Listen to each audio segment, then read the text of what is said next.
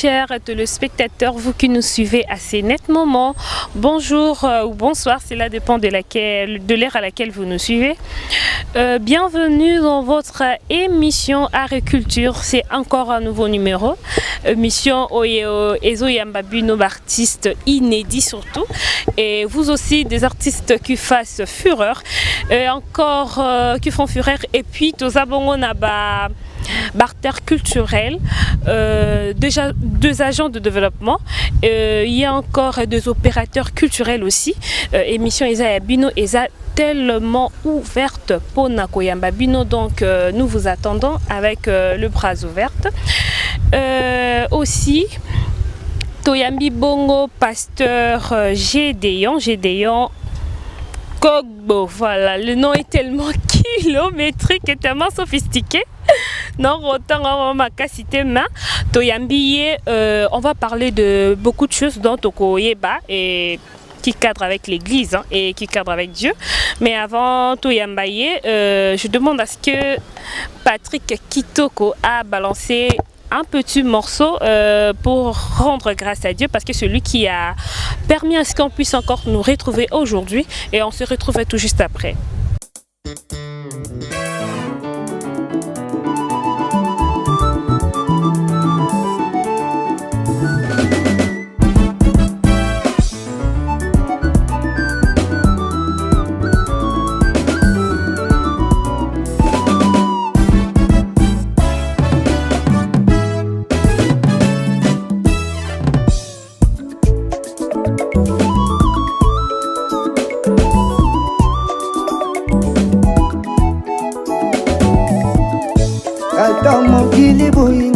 Atamukili bwakinga yolibanga nanga yatalo esimbi pe muzimaranga atamukili buinga atamukili bwakinga yolibanga nanga yatalo esimbi pe muzimaranga.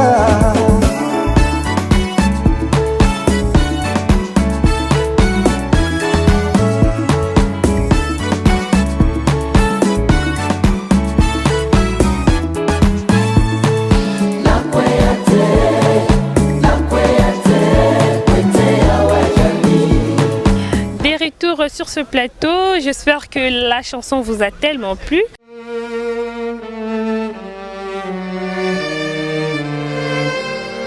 Je te veux dans ma vie parce que toi t'es tout pour moi. En toi j'ai l'espérance, la paix et l'abondance. En ton nom j'ai la victoire, la vie et la richesse. Je serai jamais la queue, mais je serai toujours la tête. Avec toi nous ferons des espoirs, nous vaincrons nos ennemis, nous sauverons nos familles et nous irons au paradis. Bon, bonjour, je m'appelle Emmanuel Panga, je crois que vous l'avez vu dans l'émission Angels Music. Angels Music est une émission qui nous parle de l'art et de la culture. Alors, je vais vous dire de regarder l'émission Angels Music sur Donja TV les samedis à 18h, juste à 18h45.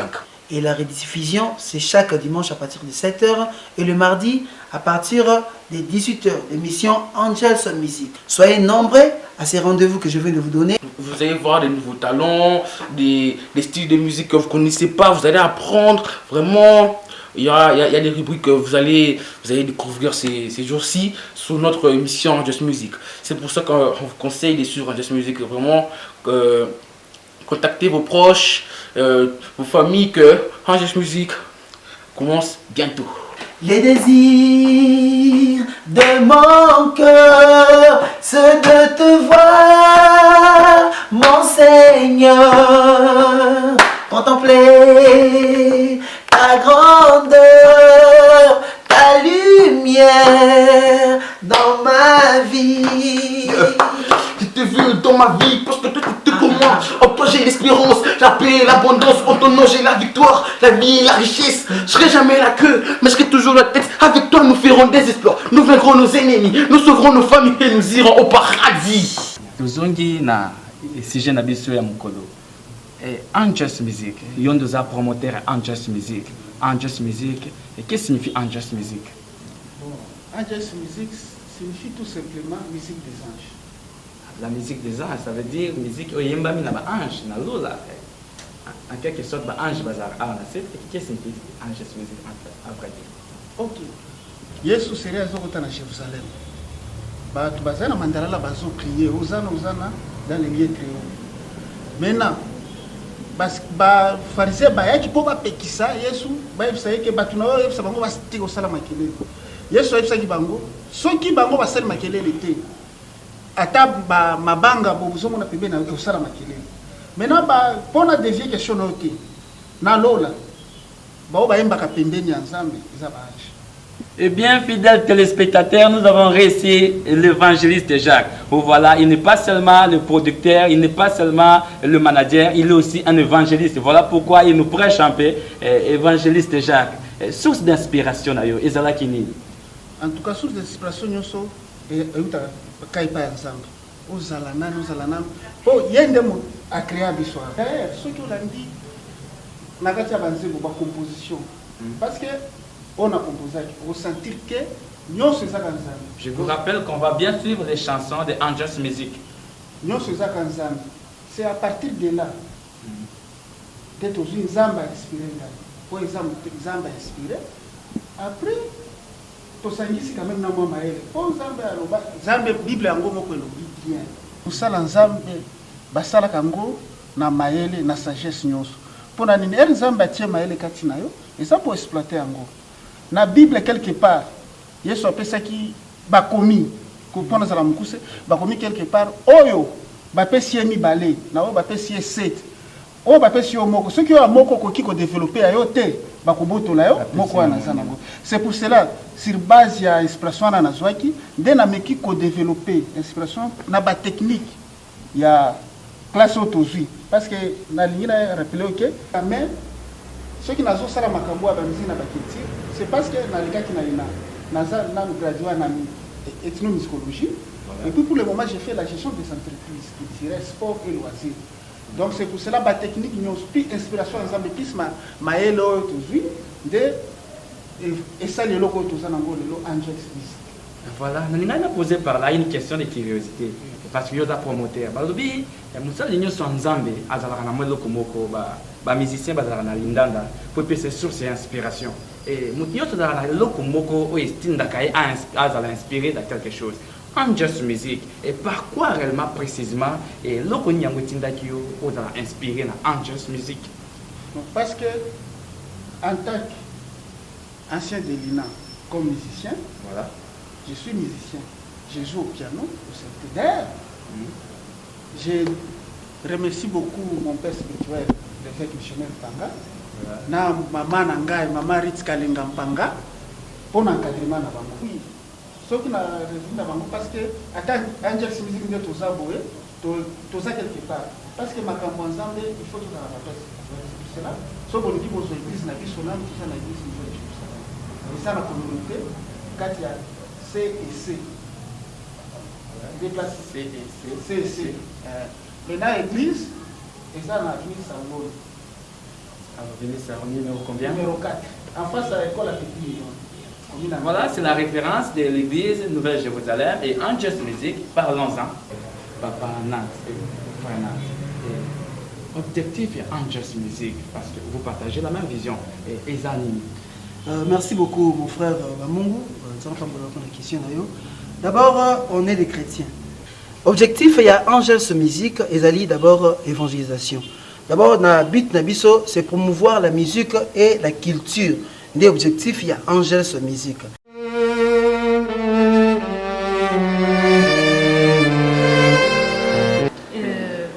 Que j'aimerais poser avant qu'on atterrisse, Gloria. Naoki bango bayembi na kiluba kati. Est-ce que banzembo na bango nyoso na s'adresser mingi na président bayemba on na kiluba kati ou bien comment? Zana kiluba kati. Voilà, kiluba. Mais banzembo mususu tozana ngo ya lingala ezali. Ya Swahili ezali. Kikongo pe ezali.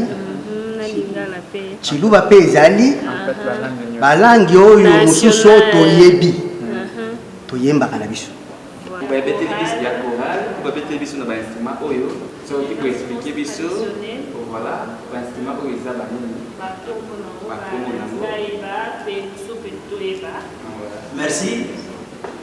Toti koyemba à travers ba instrument na biso. To bengi yango na kilobakati biondo. Biondo eza lokole.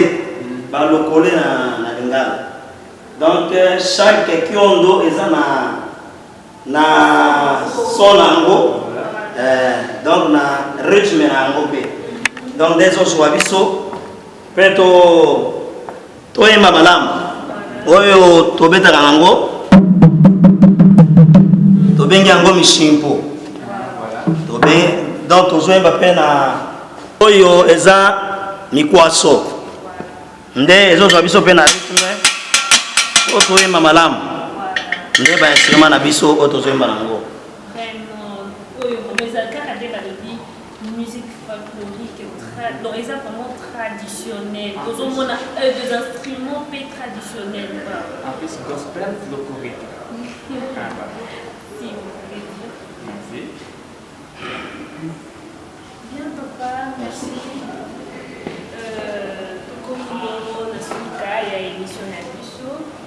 Je remercie, un grand merci à notre manager, Jack Koulou Akilouba et son secrétaire, de Gol Moussa. Voilà, et à toute l'équipe technique. Et Nat Kanda aussi, c'est lui qui supervise toutes choses. Oui, et sans oublier ma coiffeuse Chassel Pata et puis mes salutations à la famille Sumbu, toute la famille Sumbu, mon papa adoré, papa aimé Sumbu, ma maman chérie Tésine Passi, sans oublier ma sister cœur Evelyne Sumbu. Et toute la famille Panga aussi, avec notre évêque Panga Mukutu. Vraiment, coucou à vous. Le Masuka, et puis Boyani fait plus sur l'église, donc wana komisi nzambe na ngai topesi papa évêque merci na nyonso eleki awa topesi merci nzambe apambola na libota na ye nzambe apambola bino bisika nyonso bokende bokontinue mosala na bino topesi évêque na biso merci na ndenge abongisaka nano milulu oyo ya lelo tokutani journée ya lelo nzambe mpe apambola ye na famille na ye na mama évêque Riti Panga topesi mpe merci.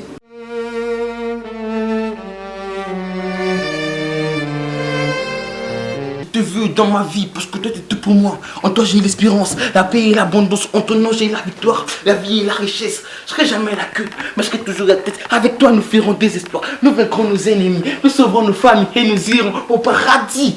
Bon, bonjour, je m'appelle Emmanuel Panga, je crois que vous l'avez vu dans l'émission Angels Music.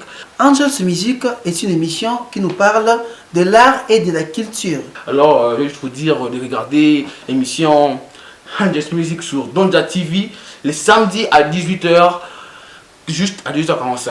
Et la rediffusion, c'est chaque dimanche à partir de 7h et le mardi à partir de 18h, l'émission Angels Music. Soyez nombreux à ces rendez-vous que je viens de vous donner. Vous allez voir des nouveaux talents, des styles de musique que vous ne connaissez pas, vous allez apprendre vraiment.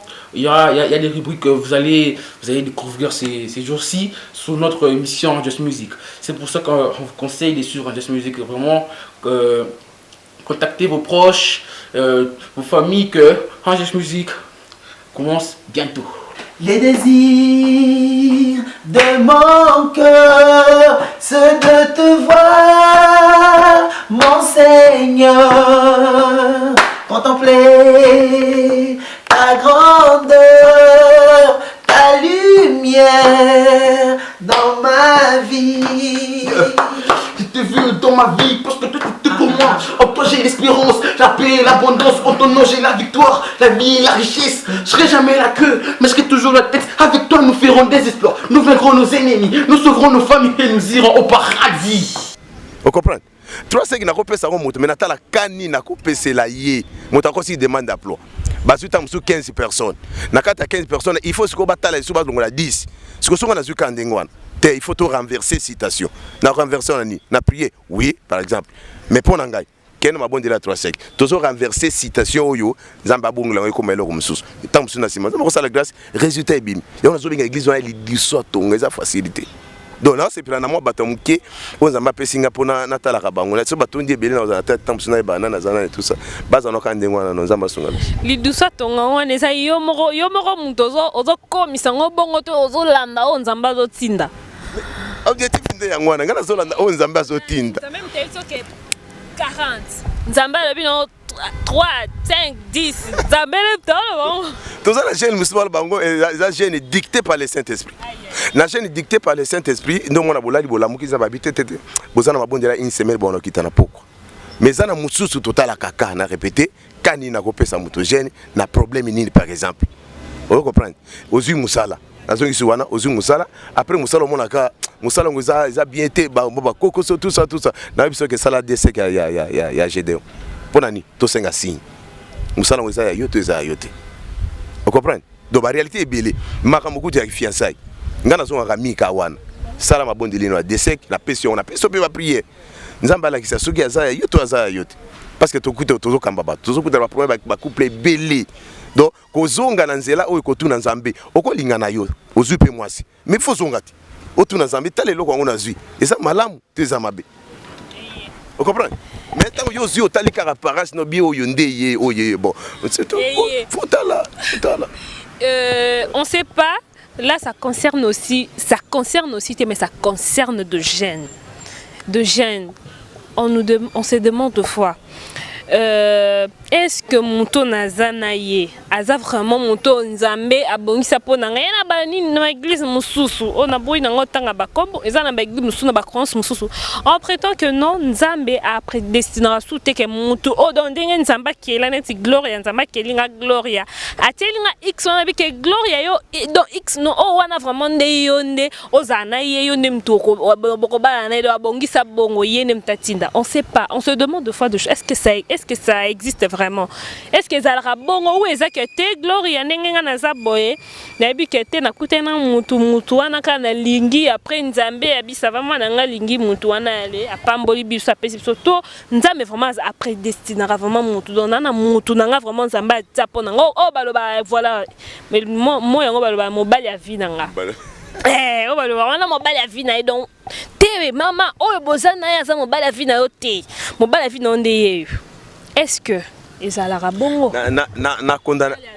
na condamna peza ba couple mingi te mais na ba eloko moko oyebi banda na jeunesse nzamba alalisi mobali ponki pendant que mobali alali nzamba alongoli koti na sali mwasi problème makasi ezalaki na katali kambo tango mobali alamuki mase amoni être moko lokola ye mobali alingaka salani alingaka zonga epa na kolo na ye kolo nezaki nani nzambe atune me tango na lamuki na moni mutu moko akokani na ngai musala nini otie pona sala nini nzamba kwa iko sunga Adam ayebise omoni loko na tie wana omoni mutu wana aza pona boye yo kosana boye kosana boye kosana boye mais mutasani tango lamuki mbala moko ba eloge bandi l'os de mes os la chair de ma chair mais c'est ça il fallait zonga epa ya kolo na ya tu na ye oyo nini na sala nini asuita wana te abandi ko sepela ndele ko tobi kalelo moto amoni kabo abandi ko sepela l'homme de asala ki mabete mais réalité ya ki na kati sikoni après makamona nyos na ngi explique moke asala ki mabete réalité ngo siko zakini tango nzambe apekisa ki adabuli mbumo te ainsi de suite histoire za momulai et après moi c'est kokuta na nyoka nyoka sololi na mwasi papa esili mwasi aye apesi mobali mbuma mwasi azo yambala moko azo présenter mobali mbuma abilia oh za mwasi nanga oye déjà na mbuma na otuno kuto zwaki yango wapi eza o wapi o apekisa ki to apekisa ki te tango na moni na sepeli après kolia mabe komi nzamba yeko visiter eden na pokwa poso wana da akuti ada bumbali abi obuma ndengeni abi na mutaka oh nana yebi se ko za mutaka.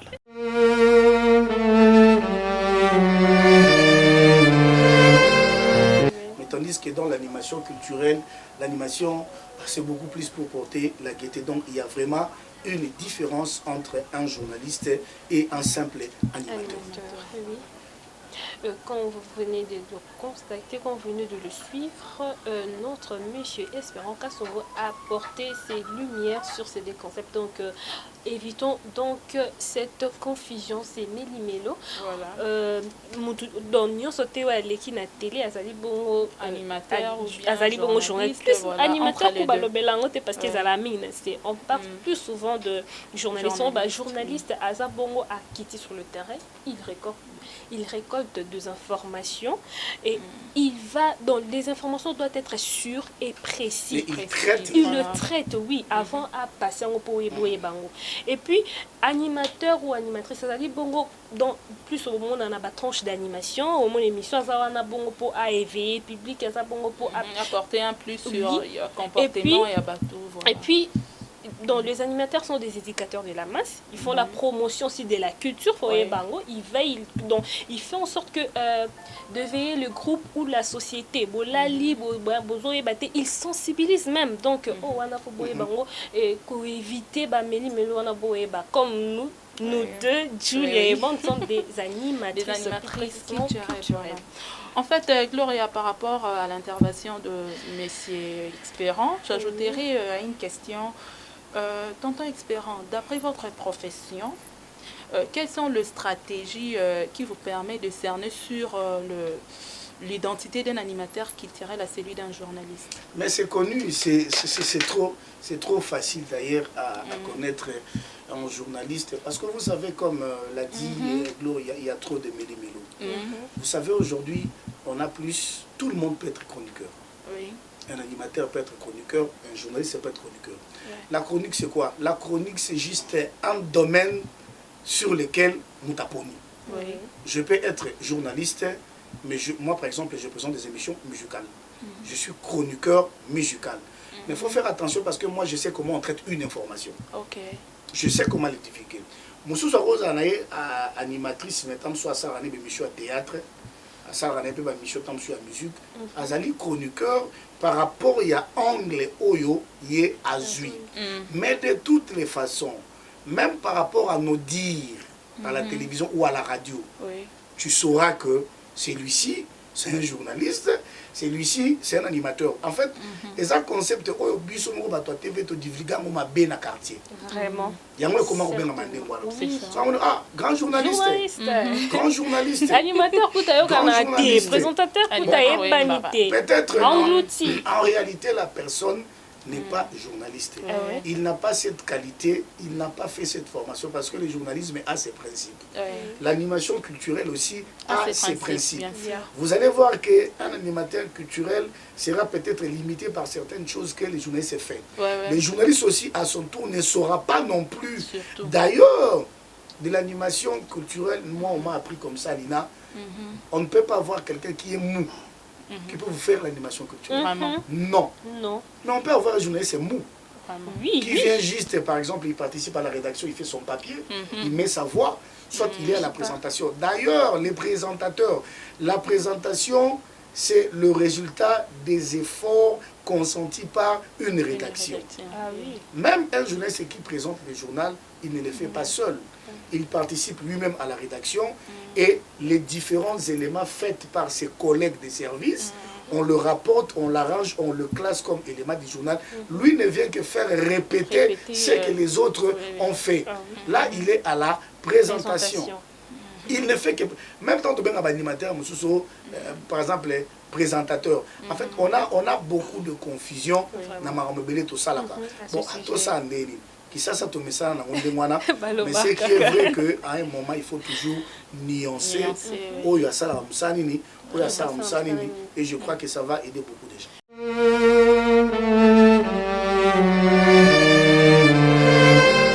Le nombre d'artistes et comédiens dans combien?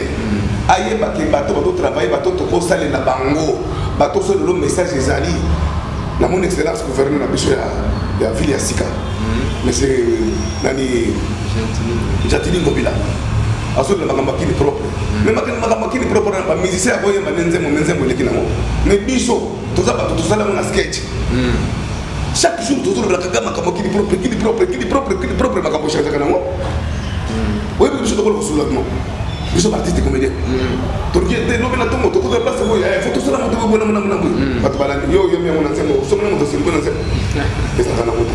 Vraiment la posenga exactement pour la baka pour la bakini mais la posenga des ministres des choses qui fait vraiment aïe babiso nombre de babiso aïe bien monté et comme de l'homme tout ça dans l'orchestre de naïe à saline ngalingé sans condition les hommes dans la pour théâtre naïe Et ça, quand la monnaie n'a pas, a suivi nini bapapier, kawana nini, comme on a dit, on a mis sur nini malafuma papier, a bêti paf, a commis, et là, yaka, groupe bona, sans dossier, sans document. Ma parole, ministre, de côté 5e République. Tout ce qui change, mais ça. Il y a pas besoin de ministre, papa la souma, c'est le président de la Bissou. Papa ma souma. Bonjour, non, mon cigare. Na papa la gagne l'ombre. Vraiment, ça m'a fait gabino. Pourquoi ordre côté la carte il y a artiste comédien pour côté la ordre côté. La Freddy Mario Sombo. Bonjour Rayo. Vraiment, tu comme le collab musicien. Il faut pas moi nos amis, tu m'as faut un hélicoptère, ça c'est très grave. Si vous avez un hélicoptère, si vous avez un artiste comédien, vous avez une boîte. C'est très grave. Vraiment, le ministre de la Bissau, tout ce qui a changement de quota. Changement de quota. Et peut-être indiquer, mais tout ce qui a des bêtises, sur la TV, on a monté. Bissau, tu as des musiciens, tu as des artistes comédiens. Tu as des pasteurs.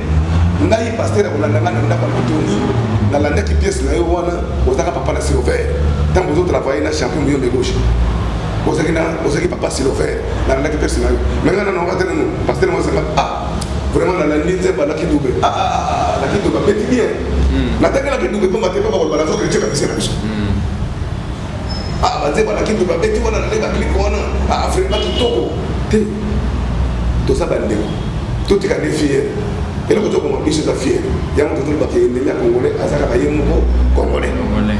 Vraiment, ministre de la Bissau, n'a pas parlé avec le gouverneur. Sunga. Tout ce qu'on a fait pour échanger. Vraiment, qui n'est pas tenu à l'objet, surtout pour la ministre culture vraiment artistes congolais ils sont un peu négligés parce que moi-même aussi je me posais cette question matanga artiste moi koufi mais au moins ils ont négligé et ont mis la pointe pour un bon artiste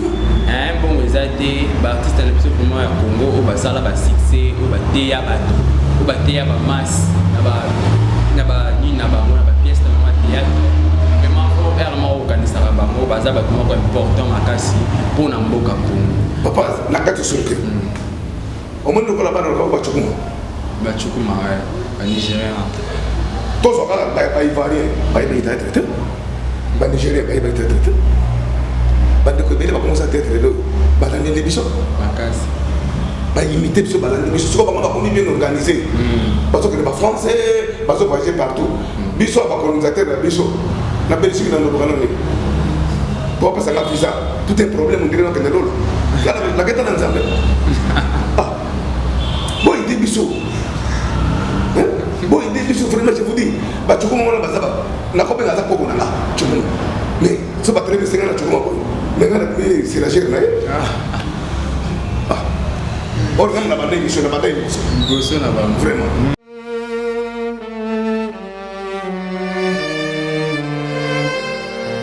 Vu dans ma vie parce que toi t'es tout pour moi. En toi j'ai l'espérance, la paix et l'abondance. En ton nom j'ai la victoire, la vie et la richesse. Je serai jamais la queue, mais je serai toujours la tête. Avec toi nous ferons des exploits. Nous vaincrons nos ennemis, nous sauverons nos familles et nous irons au paradis. Bon, bonjour, je m'appelle Emmanuel Pangala, je crois que vous l'avez vu dans l'émission Just Music. Angels Music est une émission qui nous parle de l'art et de la culture. Alors, je vais juste vous dire de regarder l'émission Just Music sur Donja TV. Les samedis à 18h, juste à 18h45. Et la rediffusion, c'est chaque dimanche à partir de 7h et le mardi à partir de 18h, l'émission Angels Music. Soyez nombreux à ces rendez-vous que je viens de vous donner. Vous allez voir des nouveaux talents, des styles de musique que vous ne connaissez pas, vous allez apprendre vraiment. Il y a des rubriques que vous allez découvrir ces jours-ci sur notre émission Just Music. C'est pour ça qu'on vous conseille de suivre Just Music. Vraiment, contactez vos proches, vos familles, que Just Music commence bientôt. Les désirs de mon cœur, c'est de te voir, mon Seigneur, contempler ta grandeur, ta lumière. lumière dans ma vie. Je t'ai vu dans ma vie parce que toi tu es comme moi. En toi j'ai l'espérance, la paix, l'abondance. En ton nom j'ai la victoire, la vie, la richesse. Je serai jamais la queue, mais je serai toujours la tête. Avec toi nous ferons des exploits. Nous vaincrons nos ennemis, nous sauverons nos familles et nous irons au paradis. Zape ne belé ba ebite neti. Pese la bango ba yeba siko ba lelo na yo. Merci beaucoup. Ngai na vandeke pala na bayela na makambo théâtre. Nazana batembele basali banda bazobe anga tout le temps. Na misala groupe de autres soutenir yo. Et ça va tout awa na misala groupe na so bitolo solo za vrai. Na misala Nzambe. Na ibi okosala. Na kosara, na kosaparaza. Na mutu wana olia solo na kosa penza te. Na se amfra komoni ta batuni yeso ke libala kana yeso lobi na okete. Après ba mona yeso se retrouve kuna kata libala kana. Amona soka 15 nzela boye. Da wana ko seto bombaki. Ko kamfre ko. Kamfre. No bombi. Kimi kampa. Mais non, na zo répondre yo. Ngai na bayaki na théâtre. Abayaki théâtre, na sasa sona posa théâtre te. Na fa na ndako nanga. Ngasa meloba et pas prophète Konde Paul Dominique. Na mama Safara Marceline. Mbote belé. Bosanga zala boye. Prophète maman Marceline. Et alors ya Tony Abenginga. Ya Tony Abenginga. Aibisanga Naomi. Na na besoin tokende na ya Tony to comme pas prophète Sambela. Ndina manako te ay kaka liloba. Ya ke na mala moko so na mandenge na ngapela imlati. Mais amana ko sustenga na Benginga bien prophète ya Tony toke. Eleki na ngapela mikolo moko so na mona Tony Abenga. Abenga toke et pas prophète. Na yebi kaka ke to so qui n'est pas prophète Konde Paul Dominique ko Sambela. Toko makuna ya Tony abandi ko loba makamba ya théâtre. Prophète a lobby oya. Tala papa na mtema prophète Konde. Mutu lokola ngana okukate asaleli eloko moko mabe mibale to misato. E bongo yo fingi ye lisusu. Alongwa kuna za escroc. Aza farceur. Nyonso na mato ya prophète. Alelela yo. Oza malamu. Donc wana eza Nzambe moko. Toke prophète a lobby oya lobaki na biso na ya Tony. Na Tony siko groupe wana eza yonanga ukoma. Or ya Tony pe azalaki déjà na batu na ye. Bon, lokola ya Tony lobi na ome. To luka bokonza likolo na CT. Tozo sala, tozana nazana ya Tony. Swala mikolo bozana ya. Mikolo tozana ya Tony. Tozana Tony. Voilà.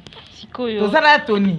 Lobi pe womo nanga po na betaka tolo na kolongwa wate na kolongwa omone loko ya arrivelanga. Donc c'était ça. Bon. Préciser na yo lobi na yo mikolo yo oza na ya Tony. Mikolo te. Oza na molimo songi makasi na to remarquer yo. Yo ni ye wana be yo kana bisayo. Yo omoni Tony wana ya Tony wana za ya nanga to vane sika moya Tony ayibi kokola nanga. Donc ngana Tony to yeba na te. Yo kana no Tony azobela. Ngana sana LA. Tony azobela mais ba yebisi Tony oyebi ne azobela na mi mutalinga bomo. Est-ce que ça a un sens? Dans le niveau. Est-ce que vous comprenez? Bituma makasi mama. Donc mbula ana ezalaki mbula moko mabe pona makasi. Donc ezalaki mabete mbula ezalaki nango malamu ne biso batunde. Tony wana ayebinga ti tozokola na ndenge nazobota defe mwana nga lisuka. Tony wana amemaye. Tony wana musala uta mana sala ezalaki pemela ya na nga quartier. Toyeba na Tony avant na ndenge ayeko kutanga na monde théâtre.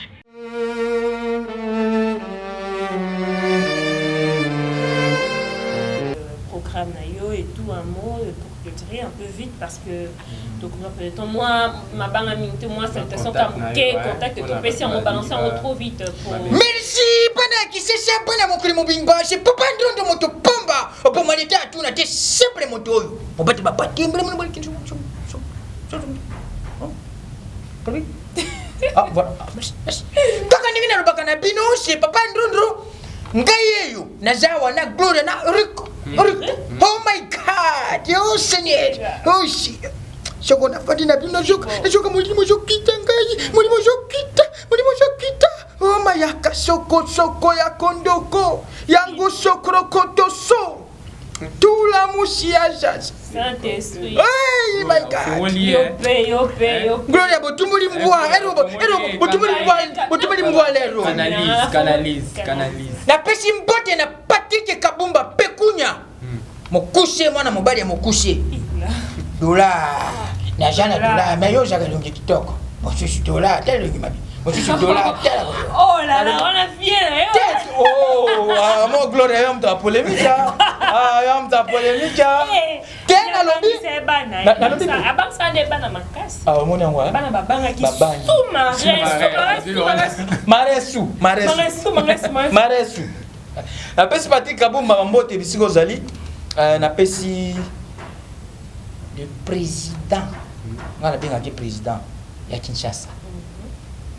Oui, président Kinshasa. On tenait na selele, on a tellement bien peu. Jatiningo Bila les gouverneurs. Oh là les gouverneurs. Kinshasa bopeto via lobaki Kinshasa bopeto kini propre.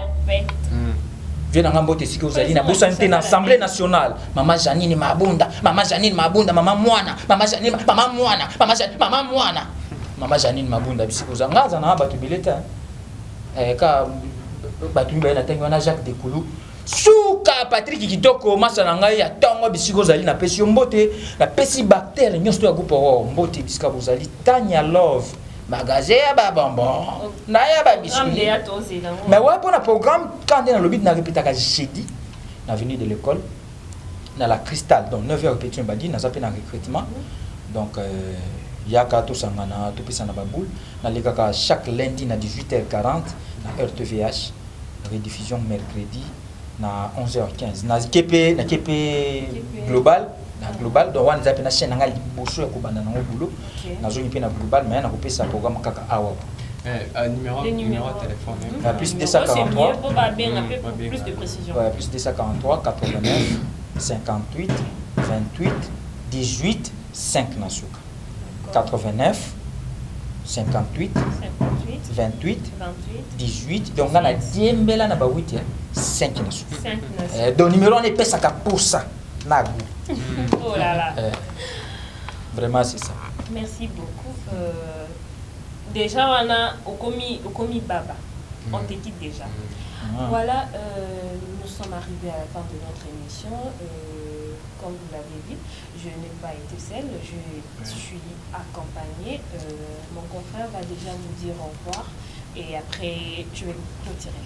Ok, vraiment merci beaucoup. Des gars, les bonnes choses ne disent jamais. Les bonnes choses ne disent jamais. On a été vraiment, moi je dirais béni, la présence il y a papa Andron. Parce que pour ça ici, il a été dans goût à la posa. Ici, il a été mais. Kitoko papa. Kitoko kandi na posa. Voilà. Kandi baloba qui a voulu malonga. Donc vous me la raté, tout comme na suka. Donc j'ai dit merci à vous, fidèles téléspectateurs. J'ai dit merci à tous ceux-là qui étaient devant sa poste télévisée, donc scotché pour la émission au Kitire A. Donc je vois ma famille Luamba. Donc je salue toute ma famille, je salue ma maman, je salue mes frères et sœurs, sans oublier mes amis, je salue Baracha Nathan, là aussi je sais que tu me suis, je te salue, je salue Lineker Mbongo, donc Mbongo avec Lineker, je salue mes amis. Oh là là. Ma grande famille Radel, je vous aime énormément et voilà. Donc voilà, merci beaucoup Gloria à la Blanche. C'est à toi maintenant la race. Oui, est-ce que faut bien moi si à Pembe. Pembe. Ah, je me souviens. Moi ce moment là Bambe Obenga, moi si à Pembe, père son âme Biskazali. Lelo faut Obenga Gloria. Moi si à Pembe. Moi si à Posa na goût. Allez, au commis Baba. Gloria. Bien, il est tellement intéressant. Bien, nous sommes arrivés à la fin de notre émission. Je vous remercie parce que vous allez à Kiwana, vous êtes restés scotchés et tous ceux qui ensemble, donc jouer ensemble, surtout avec avec notre pied Andro. Voilà, ça a été un grand plaisir. Sans plus tarder, je remercie le manager Giacomo derrière la caméra. Je vois Patrick Kitoko, il a tellement assuré que j'ai appelé à toi. L'équipe technique Binonioso, merci. Je glisse ma famille d'amour. La famille Sumbu particulièrement, à mon père, et mes Sumbu, ma maman Tésine est passive, mes frères et sœurs Sumbu, je vous adore tellement, il y a trop. La famille Ngwebe, la famille Mafuta, le Pata, la famille Mukengesai. Le Bibaron, Nazaka Moko, Chancel Pata, la baronne, ma coiffeuse. Et puis, je souhaite déjà heureux mariage à Priska Pata, voilà, Priska Pata, la Kalate, donc on a souhaité déjà heureux mariage. La femme du patron, j'ai dit bien la femme du patron, c'est Evelyn Sumbu, la femme du patron. Bisous à Ada Jalaiki, Fanny Ndezi, aussi heureux mariage. Oh là là, on couple Loambois. Mais dire, c'est le vrai qui mariage religieux à Bango hier. Et on était là, on a dansé, on a bu, et ça quitte tellement bien. Il y a Monsieur Brice Loambois et puis Madame Grâce les Bolwamba, donc que Dieu vraiment vous guide tout au long de ce parcours, car dans le beau château de l'île des Fables, Amour, la visite ne jamais terminée. Donc que Dieu vous soutienne surtout pour surmonter ensemble les problèmes Oyo et Koya, et puis dans le haut le bas, vous êtes toujours ensemble. Donc bisous à tous nos fans, Totiki Bino déjà, et on vous dit au revoir, à la prochaine. Coucou. Bye. Coucou. Nalali, ayo kaka telefoni nange zo sonner. Ngiri. Kayamba kate na yambi. Allo papa yana fie. Oningene yo monstre dar azali susu na bomo ite. Aliwa, o memeli peso li susu monstre dar kululu. Liwa na zotari sana batu. Oyo yo zali. Liwa elabaya. Mokabuli baturimon. Terendingi ukabuli biso na pululu. Imale. Imao, imaole. Imayoyoyo, imaole. Totikeli bana poto botala likambo. Natikeli bino ba kombata botala likambo. Natikeli bino ba fan botala likambo. Imale. Nadaleli imale. Nada makemba imale. Basa motema imale. Epululu basa motema imale. Nada naleli mingi imaole. Yabalelaka qu'on sait jamais. Adieu, j'ai pas bololo. Adieu, j'ai pas l'amour. Son appasi à mata sangani tozolera yo. Okufa na ndeli mukono okaili solo pululu na patola pembe na atake tache bapesa moti sango boete